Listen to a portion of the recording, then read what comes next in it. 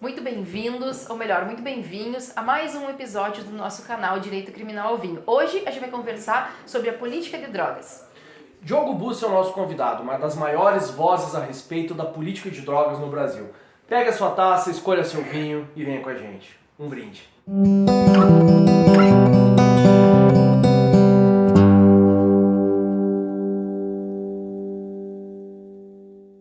Olá, meus amigos e minhas amigas, sejam muito bem-vindos, muito bem-vindas a esse nosso programa muito especial hoje. Nós recebemos aqui Diogo Bussi, advogado, professor e uma das maiores vozes a respeito da política de drogas no Brasil. Seja muito bem-vindo, Diogo. E já vamos começar trazendo aqui uma pergunta muito essencial. As pessoas têm aqui que droga é só aquilo que é proibido, como por exemplo a maconha, a cocaína. Então, dentro desse contexto, por que algumas drogas são criminalizadas, algumas drogas, a venda, o comércio delas é criminalizado, enquanto outras a gente permite? Legal. Acho que não teria uma pergunta melhor para começar esse tema. Primeiro, antes de qualquer coisa, né? O que são drogas? Né? Pela Organização Mundial da Saúde, droga é qualquer substância que altera o funcionamento do organismo.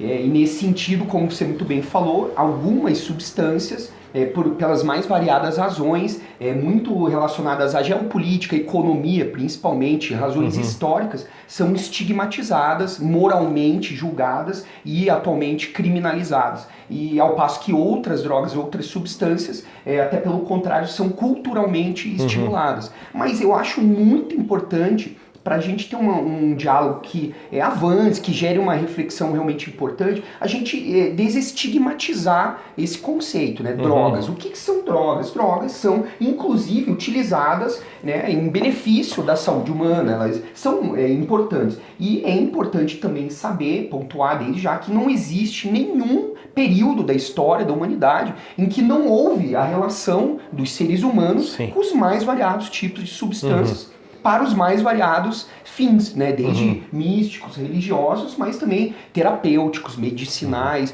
de socialização e por aí vai. Então eu acho muito importante a gente desestigmatizar, né? Não fazer julgamentos morais para que a gente entenda melhor como nós lidamos com essa relação que, querendo ou não, sempre existiu.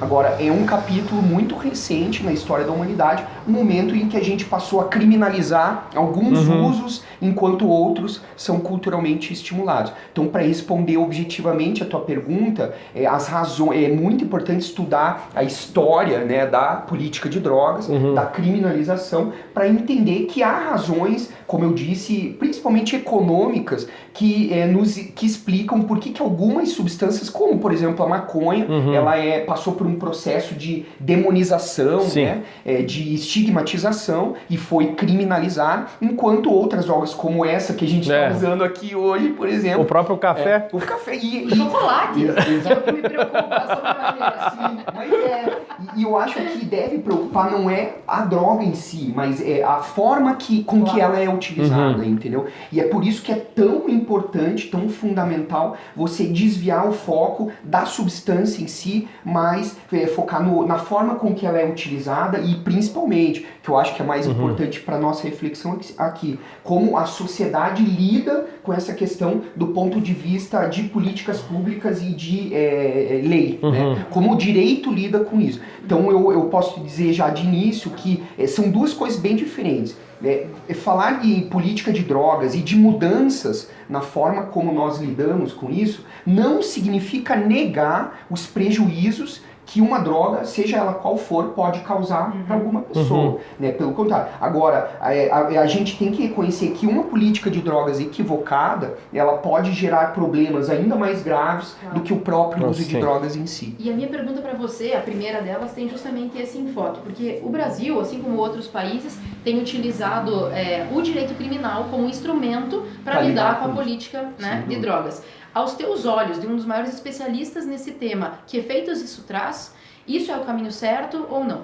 Então essa é uma outra excelente pergunta. Já existe um caminho percorrido que mostra, que nos traz uma série de elementos concretos, de dados que a gente pode analisar para responder se isso tem dado certo ou não. Quais são os resultados que isso tem produzido. E na minha visão e de outros especialistas que estudam isso, é evidente que não tem produzido bons resultados.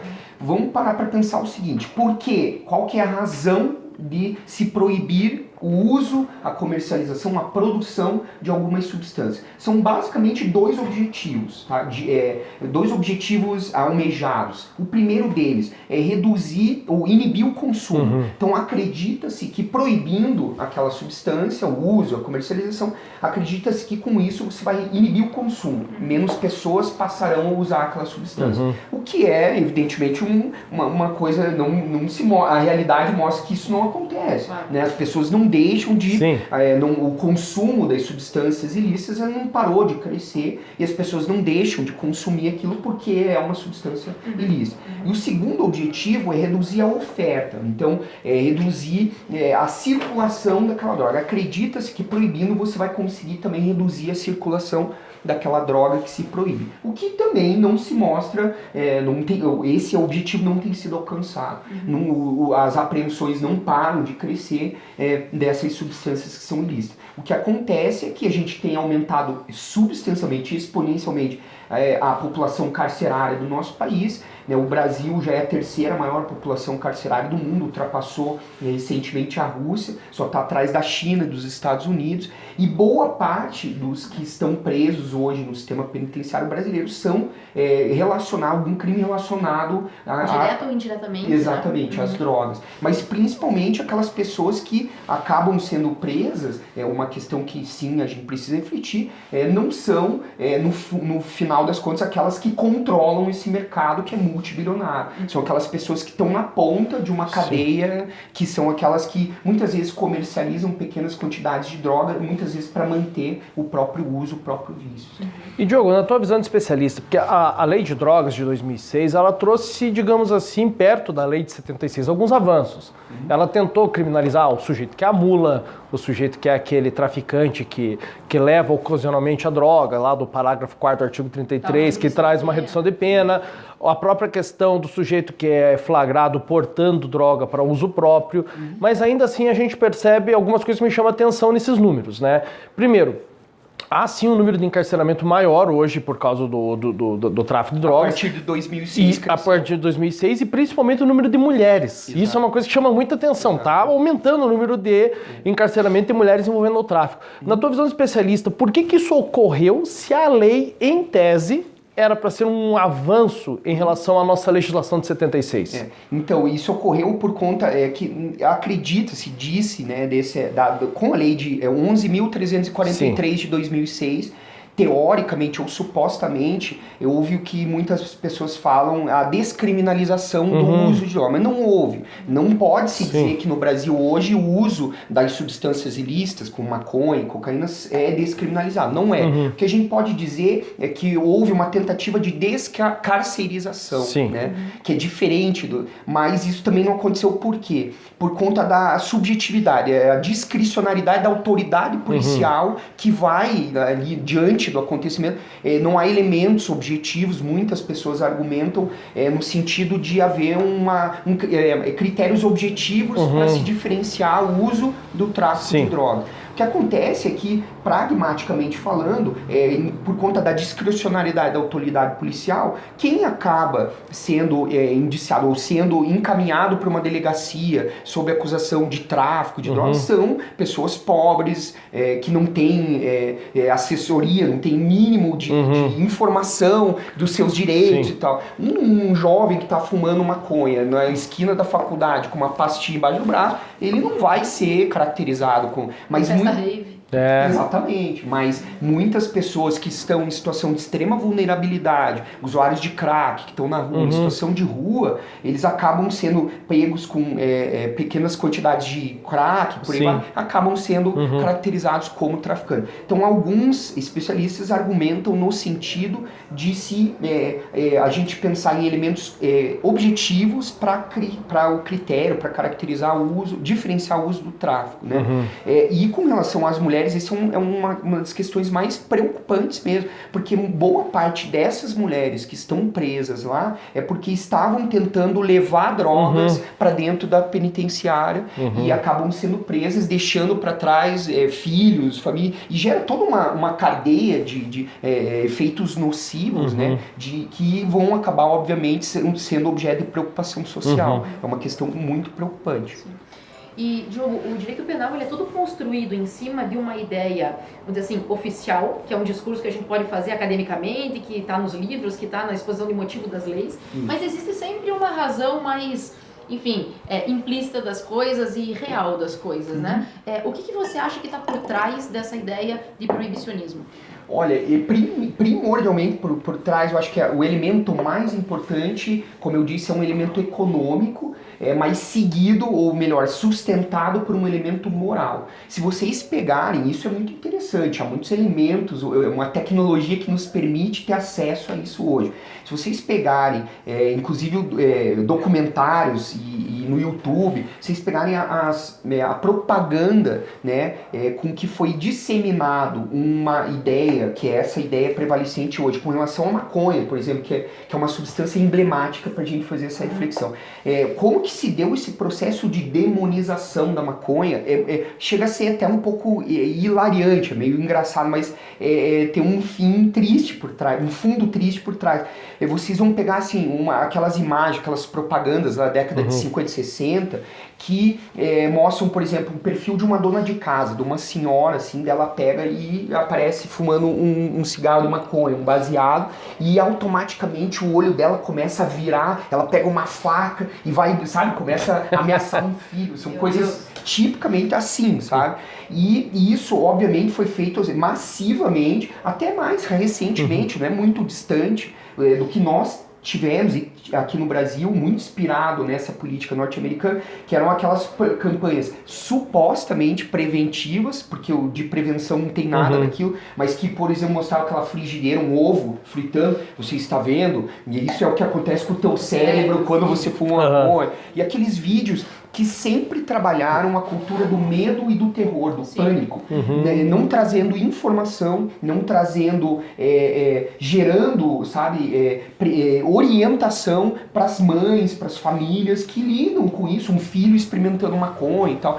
E isso acaba explicando, por exemplo, o fato de uma mãe, quando se depara com uma situação, eu não estou dizendo nem desejável nem indesejável, mas uma situação que acontece com qualquer família, de um filho, por exemplo, experimentar maconha, e leva as mães a ficarem absolutamente desamparadas, desesperadas.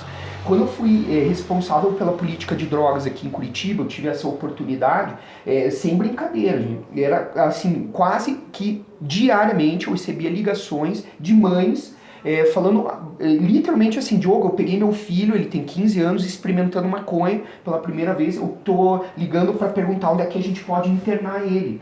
E isso começou a me chamar a atenção, mas é óbvio que dá para entender por que isso acontecia. Sim. Por conta dessas campanhas, ao invés de a gente orientar, sabe, com informações honestas, com base na ciência, dos riscos daquilo, de uma forma assim, como, por exemplo, a gente vai orientar um filho a lidar com álcool, a lidar com café, né? A gente poderia orientar isso, trazer informação e tal. Não, a gente faz uma política de medo, de pânico, de terror, e a partir do momento que a pessoa, a família lida com isso no âmbito familiar, ele quer institucionalizar, quer terceirizar para o Estado, quer internar, o que é ainda pior às vezes, e não lida com a essência do problema. E nesse ponto a própria política de cigarro, né? Porque o cigarro você tem as fotos das consequências e a restrição aos locais de uso, e hoje em dia há uma queda de fumantes. Michel, para mim esse é o maior exemplo de como nós podemos lidar com as drogas de uma forma geral, de uma forma serena, de uma forma que tem resultados práticos inegáveis, de uma forma inteligente. A política pública, e isso assim a gente pode falar de política pública que foi feita com relação ao cigarro, para mim é o grande exemplo. Ela foi obviamente fruto, os resultados foram frutos de muitos anos dessa política, que passam por várias ações, a começar por uma das mais importantes para mim, que é a restrição ao marketing em torno do produto, né? Todos aqui, eu imagino, vão se lembrar daquelas propagandas do cigarro maravilhosas, do Marlboro, aqueles cowboys, salvo engano, acho que nem a Fórmula 1 mais pode ter anúncio de cigarro, e eles eram os grandes patrocinadores dos carros da Fórmula 1. Você lembra dos carros? Sim, a McLaren do Senna.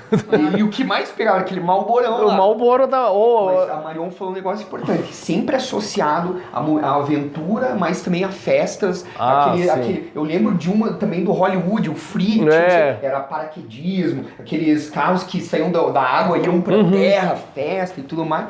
Mas os cowboys, o Marlboro, que era o que mais pegou, aquele no alto, né, de uma montanha maravilhosa, dando aquelas tragadas, e principalmente por meio da indústria cultural também, o cinema, Hollywood, tinha muito aquilo. Vangloriava.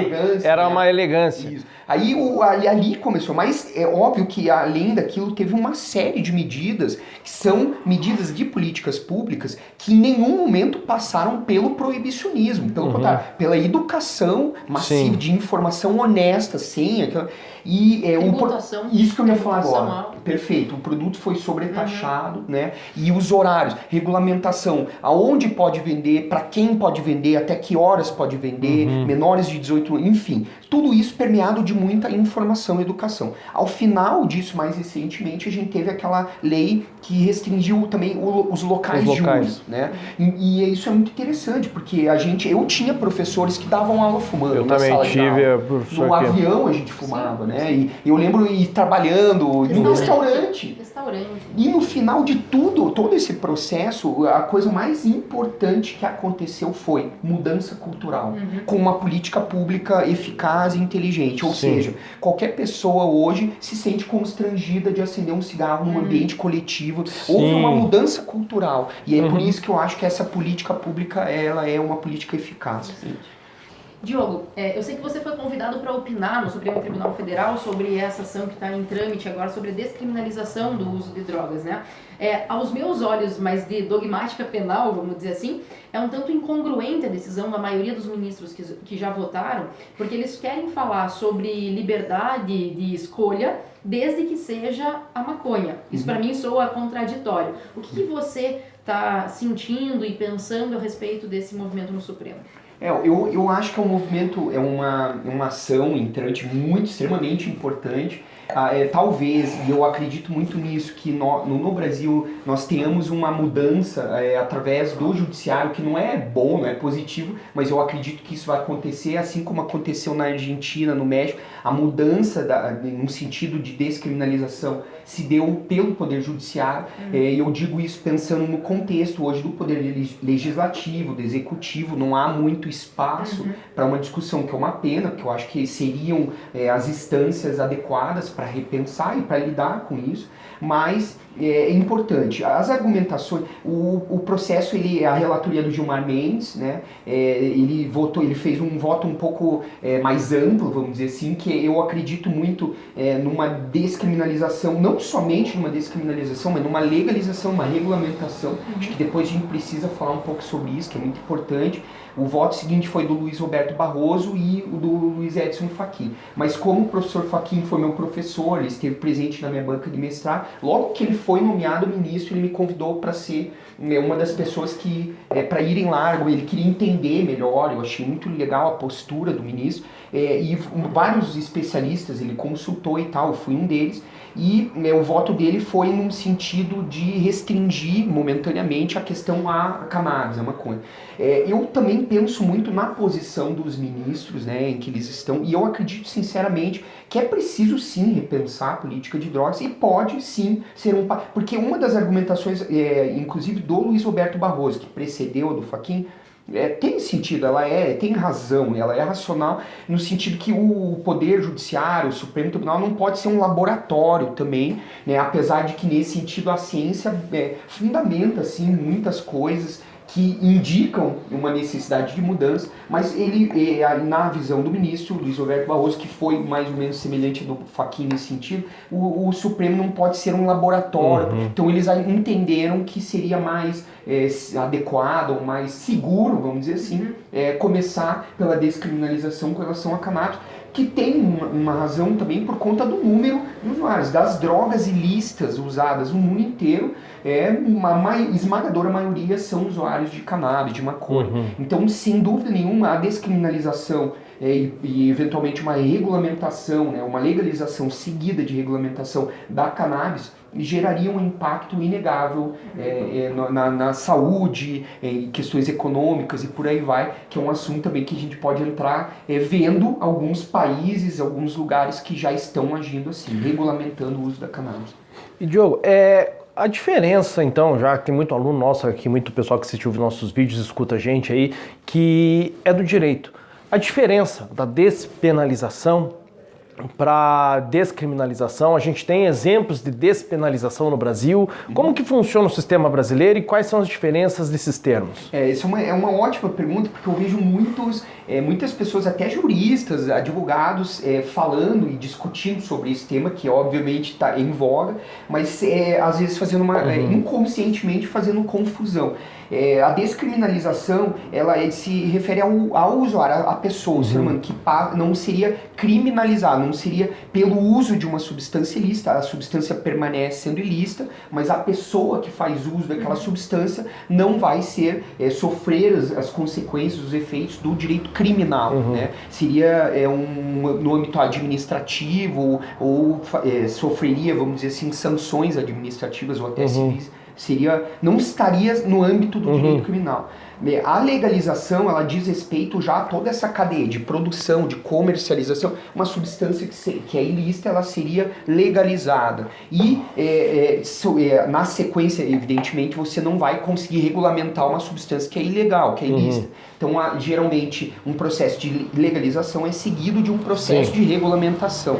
O que é muito, mas muito importante. Porque todas as oportunidades que eu tenho de conversar sobre isso, eu faço um apelo para as pessoas, principalmente para os especialistas. Não falem mais o termo liberação, porque o termo liberação, primeiro, que é tecnicamente totalmente equivocado. Sim. A liberação, ela pressupõe uma ausência completa de regulamentação do Estado, o que não acontece.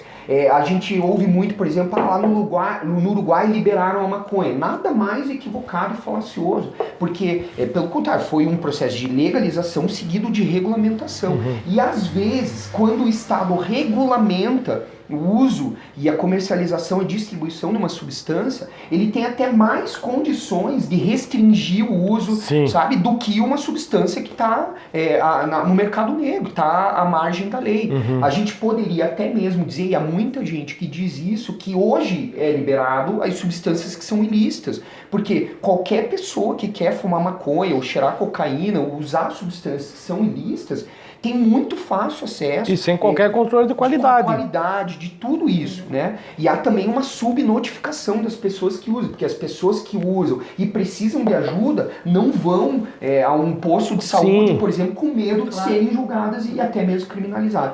Então a gente precisa abandonar essa ideia de que a legalização seria amanhã vai estar um bando de zumbi na rua, ou que vai ter feira na rua, até mesmo porque existem drogas, literalmente drogas, como medicamentos antidepressivos e por aí vai, medicamentos de tarja preta, que é muito mais difícil ter acesso, porque são regulamentados pelo Estado, do que maconha e cocaína. Então existe essa diferença nessa terminologia. E usando esse gancho que você terminou falando de questão de remédios e tal, a cannabis especificamente está sendo muito trabalhada, e esse assunto também está muito em voga hoje, na utilização medicinal disso. Como que você vê essa questão e como que isso está sendo trabalhado hoje e para onde isso está caminhando no Brasil? Legal. Eu também tive uma oportunidade muito interessante na minha vida de ter participado de um grupo de advogados que foi... a gente conseguiu obter a primeira decisão judicial no Brasil autorizando o uso do CBD. Um grande amigo meu, que é um jornalista, ele me chamou, na época eu ainda estava como responsável pela política de drogas em Curitiba, e tinha criado a comissão de política de drogas da OAB do Paraná. Então eu estava muito lidando com casos assim, e uma menininha, na época ela tinha 6 anos, a Anne Fischer, ela sofria, mas ainda sofre de uma síndrome rara, que levava ela a ter convulsões, chegava a ter 60 crises convulsivas em uma semana. E a família, depois de tentar de tudo, conseguiu já nada dava certo, tal, mas ficou sabendo do tratamento com o CBD, o canabidiol, para aquela síndrome específica da qual ela sofria. E assim, milagrosamente, ela quase chegou a zerar, depois de um certo tempo, as crises convulsivas, melhorou a qualidade de vida e por aí vai, mas a Anvisa, naquela época ainda, o tema ainda era muito nebuloso, obscuro, e confiscaram o medicamento dela. E a gente montou uma equipe de advogados e conseguimos obter essa decisão. A partir daquele momento, mano, por que eu lembrei disso tudo? Eu imaginava, na sequência, a gente teve reuniões com o diretor-presidente da Anvisa e conseguimos, de uma certa forma, regulamentar, a Anvisa regulamentou para casos similares, porque tinham famílias no Brasil inteiro que vivenciavam situações similares.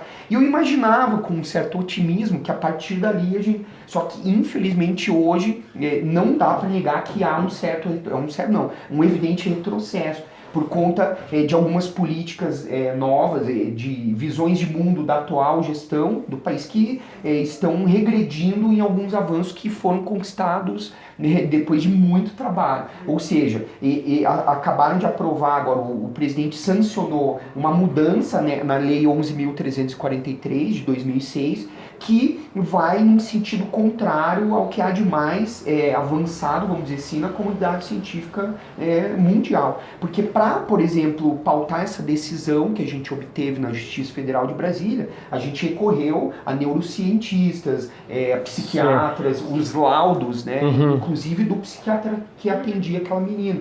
E existe muita pesquisa hoje no mundo sobre em outros isso. países isso é muito mais avançado, vários. E a proposta que foi sancionada, o projeto de lei que foi sancionado pelo presidente Jair Bolsonaro, vai num sentido oposto, assim, infelizmente.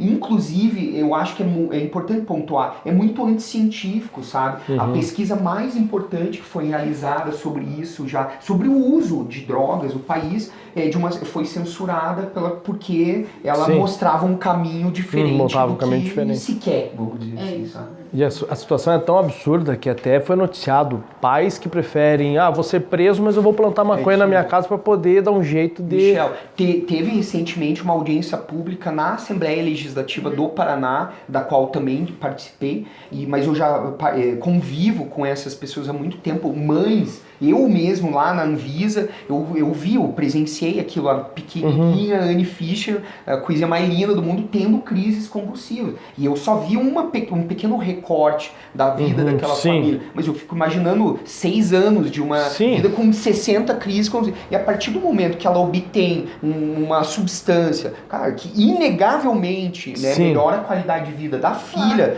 poxa, ela falava, eu não tô nem aí pro direito criminal nesse sentido, me prendam, mas eu vou dar o remédio para minha filha, entendeu?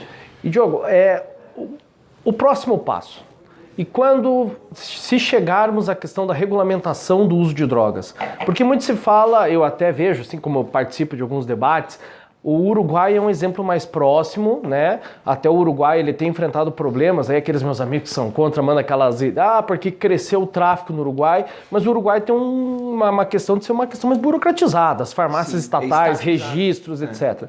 Aí falam muito no modelo português, o modelo holandês, o modelo dos Estados Unidos, como o da Califórnia, que muitos veem como modelo ideal. O que você tem a dizer sobre cada um desses modelos? O que seria essa regulamentação, o próximo passo? Legal. Tá? A gente descriminalizou o uso de drogas, vamos regulamentar, o Estado vai começar a atuar, permitir. O que você tem a dizer sobre as experiências nessa regulamentação? Aí sim a gente já está falando de um passo além, de um avanço, eu acho que absolutamente necessário, imprescindível. Quando a gente começa a conversar sobre modelos de regulamentação, a gente já começa a entender, primeiro, como você bem falou, existem várias iniciativas ao redor do mundo sobre as quais a gente pode e deve falar, e a gente já sai um pouco daquela questão de se é a favor ou contra a legalização. É muito claro que a gente precisa repensar a forma como a gente lida com isso. Então, e aí lá no Uruguai, como você falou, já é um modelo mais estatizante, o Estado controla toda a cadeia de produção, de comercialização, de venda, e existem outras experiências, na minha visão, os Estados Unidos hoje é um laboratório riquíssimo para fazer essa análise, primeiro por conta da autonomia legislativa dos estados norte-americanos, que proporcionam as mais variadas políticas públicas relacionadas a isso. E segundo, porque é de onde surgiu a guerra contra as drogas. A guerra contra as drogas foi declarada nos Estados Unidos. Então, se lá, nos Estados Unidos, que querendo ou não, é a grande inspiração também da atual gestão, então olhem porque eles estão fazendo lá. Sim. A gente está fazendo o contrário aqui. E lá também tem alguns exemplos. Para mim, o que é o exemplo a ser olhado, vamos dizer assim, hoje é do Colorado, que trabalha de uma forma mais equilibrada. É importante ter uma regulamentação, sim, estatal, para que não aconteça também como acontece um pouco na Califórnia, que é muito iniciativa privada e a gente... E o gozado da Califórnia é que até, às vezes, notícia, o Google quer investir no mercado da maconha, os caras estão começando a querer investir no mercado da maconha e vai, né? Mas o fato é que, enfim, existe, é um laboratório a ser observado. Eu diria pra gente olhar um pouco para o que... E por que esse é o laboratório que tem que ser observado?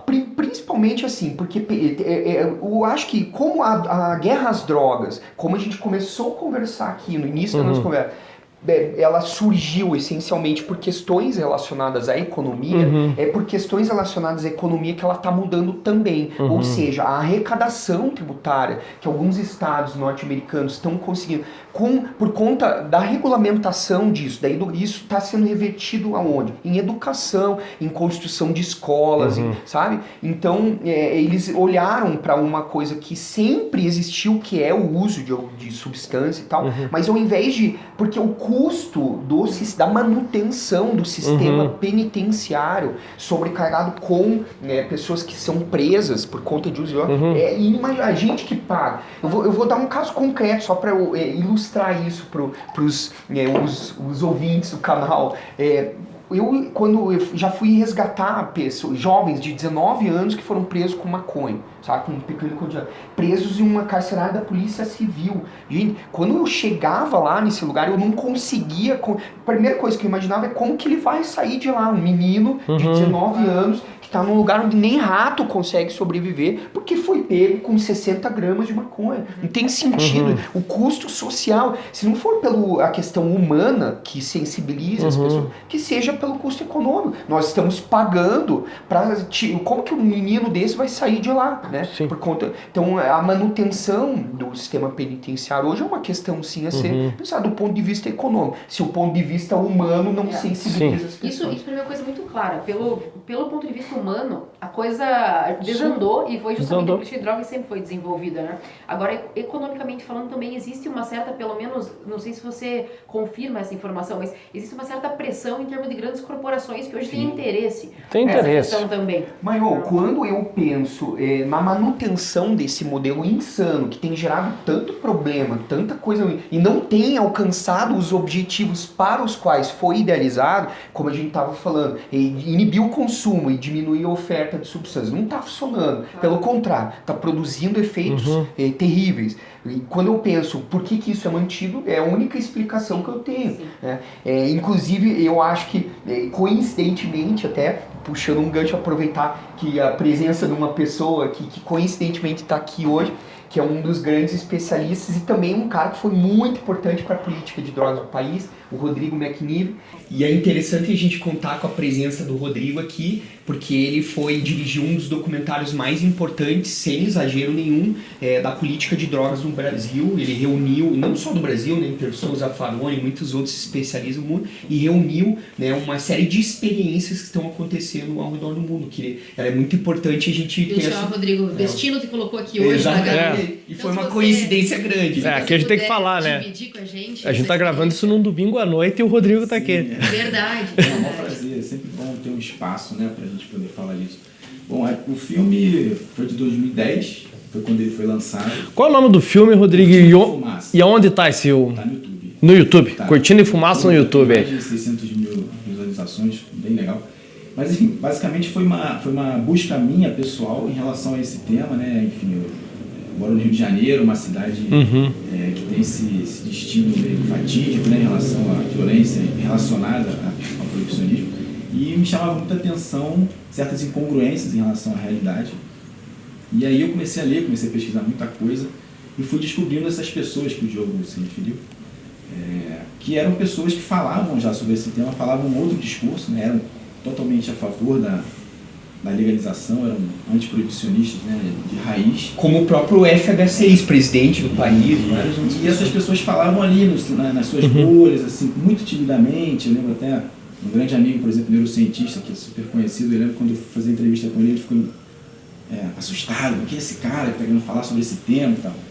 Mas basicamente acho que o mérito do filme, acho que é um filme que infelizmente ainda é atual, né, a gente está vivendo. Vale muito a pena ver esse filme. Reuniu um grupo bastante interessante de pessoas, de profissionais de áreas distintas, tem da medicina, tem do direito, tem da filosofia, que estavam pensando sobre isso, né, nos seus lugares, timidamente, escrevendo um livro ali, mas nem fazendo muita propaganda, não queriam se associar.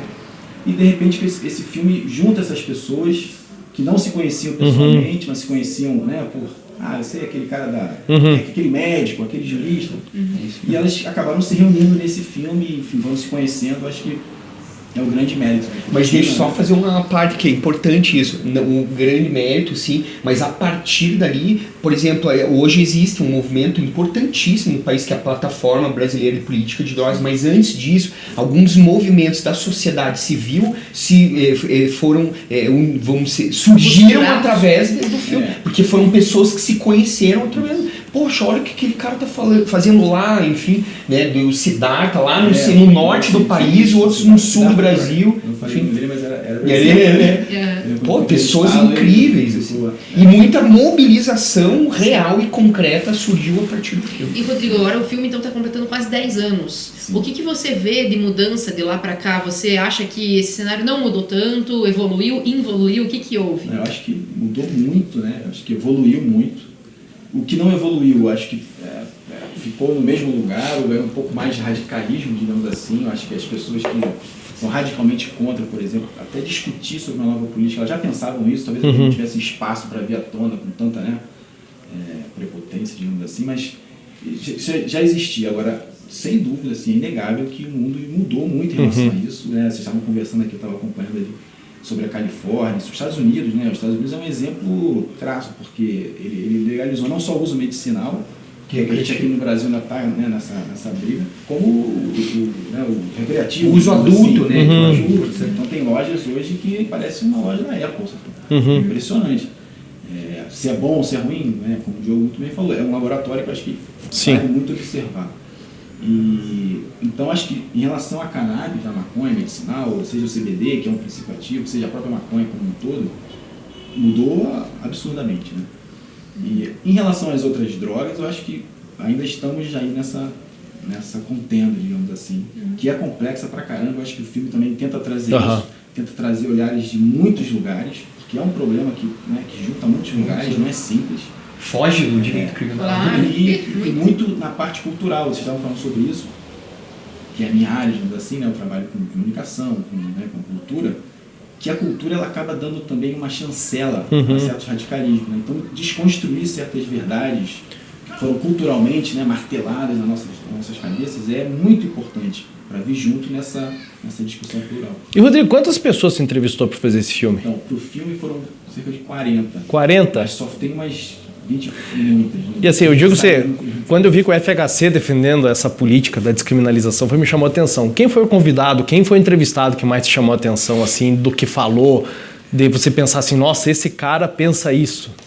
Olha, eu entrevistei o Nilo Batista, que é um grande amigo, que é um cara fenomenal, porque ele sabe muito. Sim. Ele sabe, e ele é muito direto, ele chega a ser um dos baluartes da criminologia crítica, né, do país. É muito bom de falar simples. É interessante ver a participação dele no filme, vale muito a pena. Ele fala sobre crime, né? O que é crime? Na primeira fala dele, ele já... Eu até ri, ele falou assim, o que é crime? Crime é uma invenção política. Ele sempre fala isso.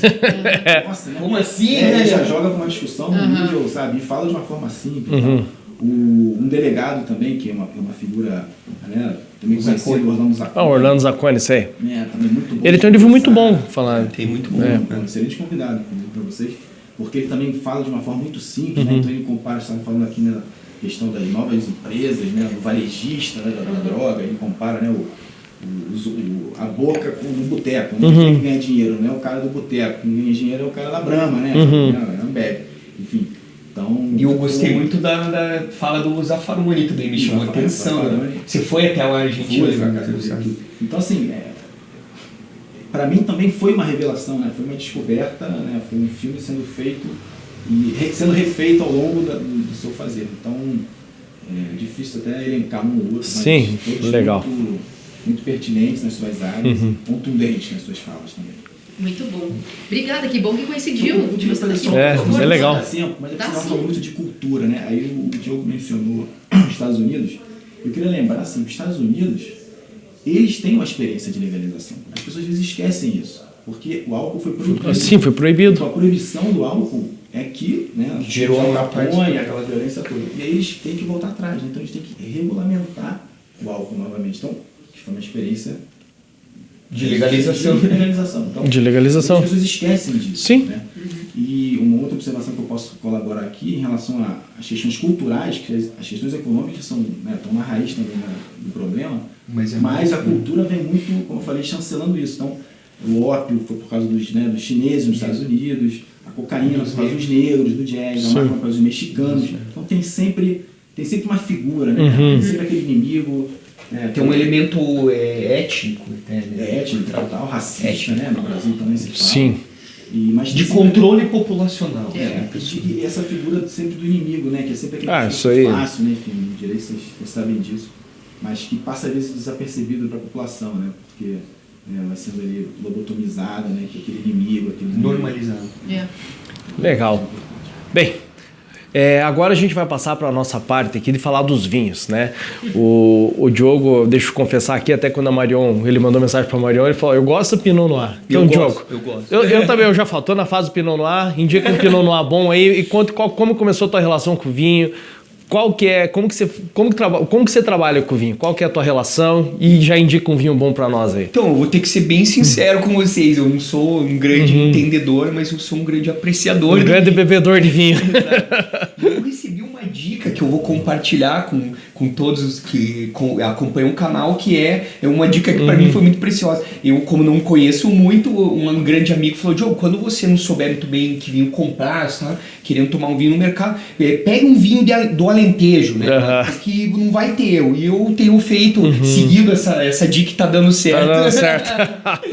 Então eu digo, se você não sabe que Alentejo. pode comprar do Alentejo, que não tem erro. Rodrigo, você não é muito do vinho? Não sou. E como é que é no Rio de Janeiro? O pessoal é do vinho, não é do vinho no Rio de Janeiro? Tem algum... Com aquele calor, né? No inverno acho que rola bastante. Mas o que é o inverno, né? O inverno lá é 20 graus? Então hoje aqui tá calor, né? 18 graus, eles estão com o cachecol no Rio de Janeiro. Você já sai da cama. Mas uma dica de vinho, imagina, eu não sei quase nada, mas assim, tomo às vezes aquele... Como é que chama? Aquele... Agora deu branco aqui. Não é um que sempre me indicava. Casileiro do Diablo. O casileiro não tem erro, né? Mas uma boa dica é assistir o Cortina de Fumaça tomando vinho. Aí, né? Tá tudo certo. Né? Gente, então, muitíssimo obrigada. Eu quero agradecer imensamente, primeiro, Diogo, por você ter aceitado muito gentilmente o convite. Você é uma das maiores vozes nisso. Acho essencial que você hoje tenha dividido conosco. A gente teve a feliz coincidência e oportunidade de conhecer e aí ter a presença também do Rodrigo. Obrigada pela tua gentileza de fazer parte. Espero que vocês todos gostem como nós gostamos, aprendam a mesma quantidade que eu, pelo menos, aprendi muito também hoje. Obrigada e um brinde. Brinde. Valeu, obrigado. Até mais. Olá, aqui é a Tati, tudo bem? Quem participou da conversa de hoje foi País Salvaje, da vinha Buchon, do Chile. De aromas florais e frutas silvestres, esse vinho apresenta rusticidade e delicadeza ao mesmo tempo. E é um vinho livre. As suas videiras, eles crescem junto à mata nativa e escalam as árvores até a copa. Na época da colheita, os agricultores precisam utilizar escadas para escalar as árvores e colher as frutas. Parece complexo? Nem tanto. Assim como a conversa de hoje, não se trata nada além da natureza e o esforço para tentar controlá-la. É um ótimo vinho. que possui o selo verde da Gabo. Fica a dica.